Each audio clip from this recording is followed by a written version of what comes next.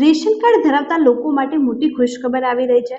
હવે એપ્રિલમાં મળશે 3 ગણું અનાજ। શું છે સંપૂર્ણ માહિતી, કોને મળશે આ લાભ, ચાલો જાણીએ આ વિડીયોમાં આની સંપૂર્ણ માહિતી। નમસ્કાર મિત્રો, તમારું સ્વાગત છે અમારા ચેનલ પર, જ્યાં અમે આપીએ છીએ સરકારી યોજનાઓ અને મહત્વપૂર્ણ અપડેટની સરળ ભાષામાં। તમને બધી જ માહિતી એકદમ સરળ ભાષામાં મળી રહેશે। રેશન કાર્ડ હોય, ગવર્મેન્ટ સ્કીમ્સ હોય, કોઈ પણ સ્કોલરશિપ હોય, કોઈ પણ જોબ અપડેટ હોય, એની તમામ માહિતી તમને પ્રોવાઈડ કરવામાં આવશે। ત્યારબાદ હવે વાત કરીએ તો મિત્રો, કેન્દ્ર સરકાર દ્વારા એક મહત્વપૂર્ણ નિર્ણય લેવામાં આવ્યો છે। રેશન કાર્ડ ધારકોને એપ્રિલ, મે અને જૂન મહિના માટે અનાજ એક સાથે આપવામાં આવી શકે છે। તો એપ્રિલ મહિનાની અંદર આ 3 માસનું અનાજ જે છે તે એક સાથે આપવામાં આવવાનું છે।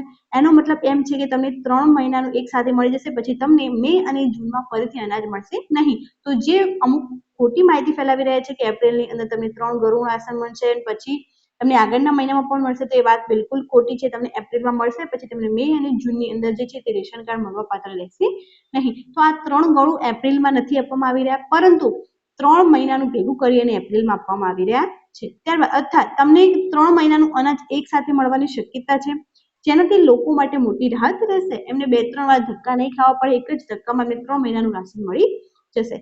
સરકારનું કહેવું છે કે ગરીબ અને જરૂરિયાતમંદ લોકોને સરળતાથી અનાજ મળી રહે તે માટે આ પગલું લેવામાં આવ્યું છે। ઇમ્પોર્ટન્ટ પોઈન્ટ આની અંદર એ છે કે અનાજ એક સાથે તમને મળવાનું છે।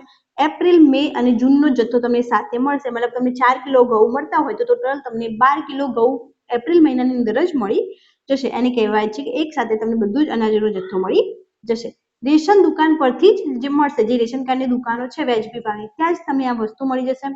સરકારની નવી વ્યવસ્થા જે છે તે જાહેર કરી દેવામાં આવી છે। ત્યારબાદ તમને ડિજિટલ કરન્સી વિશે પણ માહિતી હશે, અથવા ડિજિટલ કૂપન કહી શકાય, એની પણ માહિતી હશે। હવે તમારે પાવતી નીકાળવાની રહેશે નહીં, પરંતુ એક સ્કેનર ટાઈપનું જે છે તે આવવાનું છે। એ ટૂંક જ સમયમાં જે છે રેશન કાર્ડ ધારકો માટે ફરજિયાત થઈ જવાનું છે। કોઈ પણ નંબર હોય, તમારા બધા જ જે ખાતા ધારકો છે જેમના નામ રેશન કાર્ડની અંદર છે, એમાંથી કોઈનો પણ નંબર એની અંદર આવી શકે છે, અને એમના નંબર ઉપર તમને સ્કેનર આપવામાં આવશે, જે સ્કેન કરીને તમારે રેશન કાર્ડનો જથ્થો મેળવવાનો રહેશે। આ પ્રકારની પ્રોસેસ જે છે તે રેશન કાર્ડ માટે કરવામાં આવી રહી છે। મિત્રો, અલગ અલગ રાજ્યમાં નિયમો થોડા બદલાઈ શકે છે, એટલે તમે તમારા નજીકના રેશન દુકાન અથવા અધિકારી પાસે ચોક્કસ માહિતી મેળવી શકો છો।